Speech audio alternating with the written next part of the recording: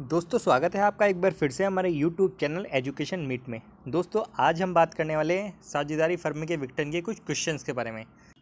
तो ज़्यादा टाइम ना वेस्ट करते हुए शुरू करते हैं दोस्तों आज की हमारी वीडियो। तो दोस्तों आज का हमारा पहला सवाल है कि वसूली व्यय से संबंधित निम्नलिखित व्यवहारों का रोजनामचा बनाइए, यानी जनरल एंट्रीज कीजिए। दोस्तों हमें पहली कंडीशन बोली गई है कि वसूली व्यय की राशि 2500 रुपये हो। दोस्तों इसमें दूसरी कंडीशन है वसूली व्यय की राशि 3000 रुपये है और उसका भुगतान अशोक द्वारा किया गया जो कि एक साझेदार है। ठीक है दोस्तों, इसी में दोस्तों तीसरा सवाल है हमारे से पूछा गया है जो वसूली व्यय 2300 रुपये तरुण द्वारा व्यक्तिगत तौर पर वहन किए गए। और इसी में दोस्तों चौथा सवाल है साझेदार अमित को परिसंपत्तियों की वसूली के लिए 4000 रुपये में नियुक्त किया गया। वास्तविक वसूली व्यय की राशि 3000 रुपये है। इन चारों कंडीशन की दोस्तों हमें जनरल एंट्री करनी है। तो आइए दोस्तों अब इसका सोल्यूशन देख लेते हैं। तो दोस्तों इसमें पहला सवाल हमसे पूछा गया है कि वसूली व्यय की राशि 2500 रुपये है तो उसकी प्रविष्टि करनी है। दोस्तों इसका मतलब है कि वसूली व्यय केवल हमें दिए गए, हमें ये नहीं बताया कि किसने चुकाया है। तो इसका मतलब है दोस्तों ये वसूली व्यय फर्म ने चुकाए हैं, फर्म ने ही इनका भुगतान किया है। तो दोस्तों उसकी एंट्री होगी realisation account debit to bank. Realisation account debit to bank कितने से एंट्री होगी दोस्तों? 2500 रुपये से। ये बस दोस्तों पहली कंडीशन में एक ही एंट्री होगी। अब दूसरी कंडीशन है दोस्तों कि वसूली व्यय की राशि 3000 रुपये का भुगतान अशोक द्वारा किया गया जो कि एक साझेदार है। तो दोस्तों इसकी एंट्री होगी realisation account debit to Ashok capital account.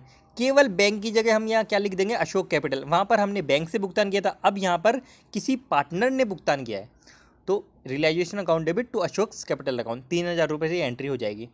दोस्तों तीसरी कंडीशन इसमें है कि वसूली व्यय 2300 रुपये तरुण द्वारा व्यक्तिगत तौर पर किए गए। इसका मतलब दोस्तों पर्सनली तरुण ने ये पैसे चुकाए। तो दोस्तों जब भी कोई साझेदार पर्सनली कोई पैसा चुकाए वसूली व्यय का तो उसकी कोई भी एंट्री नहीं की जाती है। मैंने आपको कल भी बताया था ये, जब भी कोई साझेदार पर्सनली कोई रियलाइजेशन एक्सपेंसेज वहन करे तो उसकी कोई भी एंट्री नहीं की जाएगी। इसके अलावा दोस्तों हमारी चौथी कंडीशन है कि साझेदार अमित को परिसंपत्तियों की वसूली के लिए 4000 में नियुक्त किया गया। वास्तविक वसूली व्यय की राशि 3000 रुपये है। मतलब दोस्तों हमने उसको 4000 रुपये दे दिए अमित को कि भाई तू जाने तेरा काम जाने, तू ही जो भी है वसूली व्यय से संबंधित काम देख, वसूली व्यय तू ही कर। ठीक है दोस्तों, तो उन्होंने 4000 रुपये उसको दे दिए। ठीक है, तो दोस्तों उसकी एंट्री होगी realisation account debit to Amit capital account. Realisation account debit to Amit capital account. दोस्तों ये एंट्री कितने से होगी? 4000 से ही 3000 से। हमने उसको कितना पैसा दिया? हमने दोस्तों उसको 4000 रुपये दिया। अब उस 3000 रुपये ही लगे तो इससे अपन को कोई मतलब नहीं है। हमें ये एंट्री 4000 से ही करनी होगी जितने रुपये में उसको नियुक्त किया है, हमने अपॉइंट किया है। तो 4000 से ये एंट्री होगी और दोस्तों ये एक ही एंट्री होगी। तो इसी के साथ दोस्तों हमारा पहला सवाल पूरा हुआ। दोस्तों हमारा दूसरा सवाल है कि 1 लाख रुपए की परिसंपत्तियों का हस्तांतरण रोकड़ और बैंक के अतिरिक्त वसूली खाते में किया गया। ठीक है दोस्तों, मतलब कैश या बैंक बैलेंस को जोड़कर 1 लाख रुपए की असेट्स जो है रियलाइजेशन अकाउंट में ट्रांसफ़र की गई है। ठीक है दोस्तों, ये हमें बोला गया है। आगे दोस्तों हमें बोला गया है कि परिसंपत्तियों का 50%, मतलब संपत्तियाँ टोटल 1 लाख की है तो 1 लाख का 50% अतुल द्वारा 20% छूट पर ले लिया गया। एक पार्टनर है अतुल, उसमें वो दोस्तों टोटल असेट का 50% 20% छूट पर ले लेता है। इसके बाद दोस्तों हमें बोला गया है कि शेष जो संपत्तियां बची है उसमें से 40% को लागत यानी कोस्ट पर 30% लाभ लेकर सेल किया गया।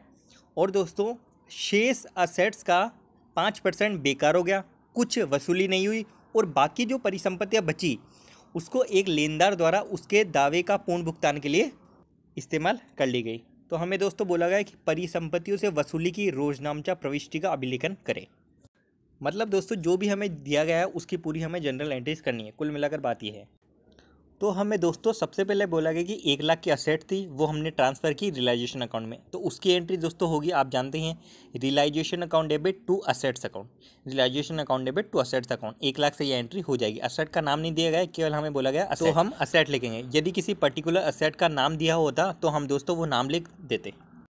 इसके बाद दोस्तों हमें बोला गया कि असेट का 50% जो है एक साझेदार अतुल द्वारा 20% छूट पर ले लिया है।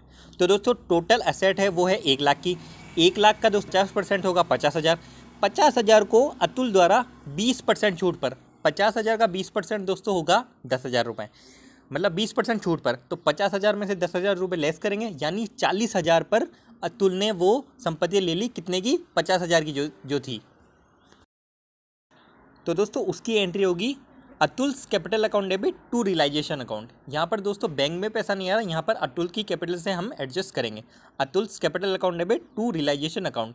दोस्तों कितने अमाउंट से एंट्री होगी, जितने अमाउंट में उसने ली है, यानी 40,000 रुपये से। आगे दोस्तों हमें बोला गया है कि शेष जो असेट थी उसमें से 40% को कॉस्ट पर 30% लाभ लेकर बेच दिया गया। मतलब शेष कितनी बची भाई, 50% अतुल ने ले ली, तो बची कितनी, 50% बची।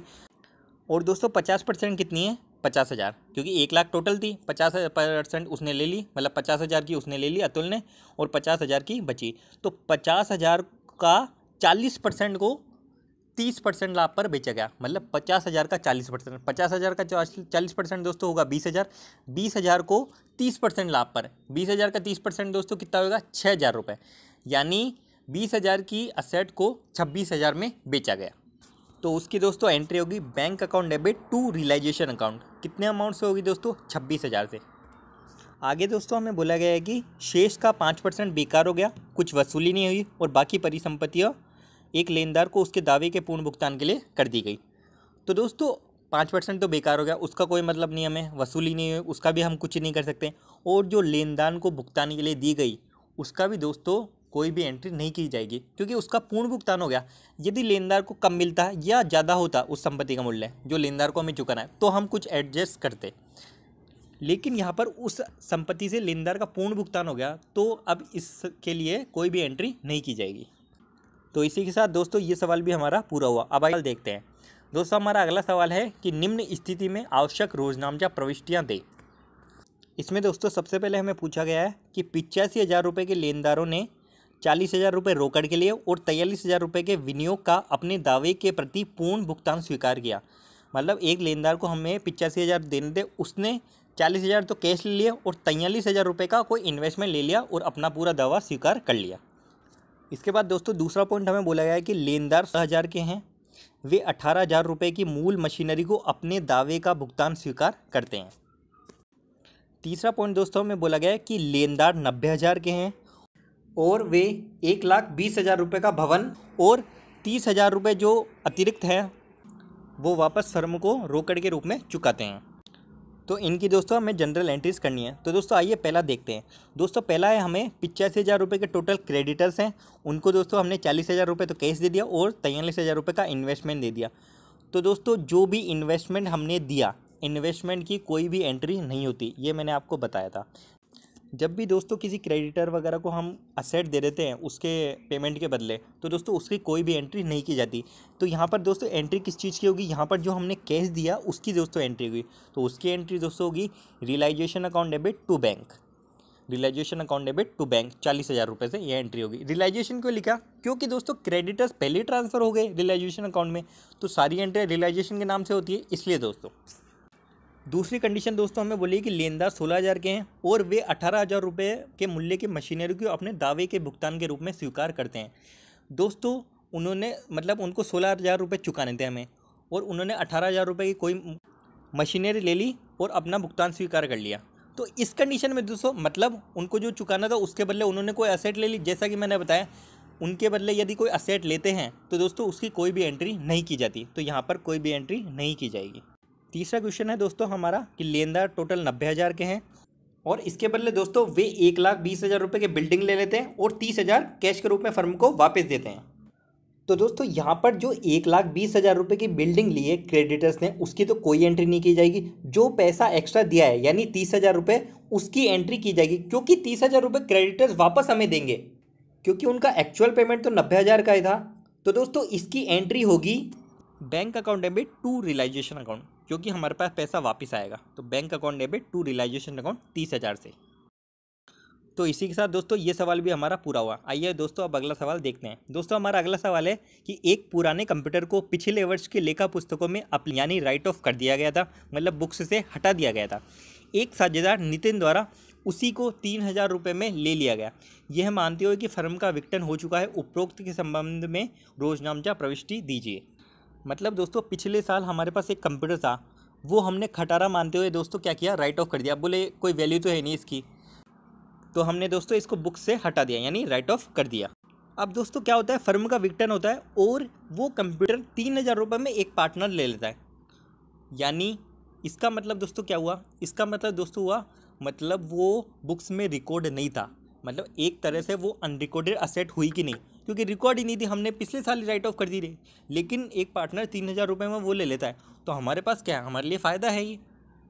कोई अनरिकॉर्डेड असेट का पैसा आ रहा है, तो उसकी दोस्तों एंट्री क्या होती है, उसकी एंट्री दोस्तों होगी कि Nitin's capital account debit to realisation account. यहाँ दोस्तों बैंक का नाम क्यों नहीं आया, बैंक का नाम दोस्तों इसलिए नहीं आया, यहाँ नितिन्स कैपिटल इसलिए आया क्योंकि दोस्तों उसने लिए, ये नितिन ने लिए, उसके साझेदार ने लिए फर्म के।